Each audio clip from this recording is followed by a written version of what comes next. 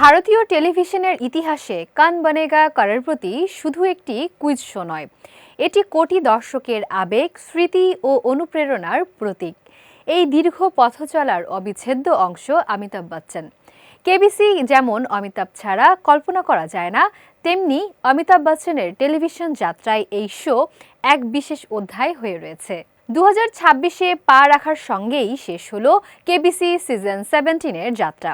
সম্প্রতি প্রচারিত হয় এই জনপ্রিয় শোর গ্র্যান্ড ফিনালে। আবেগঘন এই পর্বে দর্শকের পাশাপাশি নিজেকেও সামলাতে পারেননি সঞ্চালক অমিতাভ বচ্চন।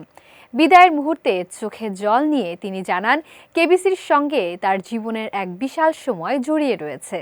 অনুষ্ঠানে বক্তব্য রাখতে গিয়ে অমিতাভ বলেন, দর্শকদের সঙ্গে তিনি তার জীবনের প্রায় 1/3 সময় কাটিয়েছেন, যা তার কাছে পরম সৌভাগ্যের।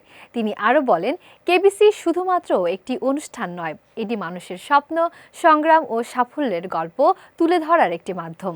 দীর্ঘ অভিনয় জীবনের অভিজ্ঞতা ও কেবিসি স্মৃতি রোমন্থন করতে গিয়ে আরও আবেগপ্রবণ হয়ে পড়েন তিনি। তার কথায়, শুরু থেকে শেষ পর্যন্ত এই যাত্রায় আপনারাই আমার সঙ্গী। আপনারা থাকলে এই শো থাকবে, আর এই শো থাকলে আমি থাকব।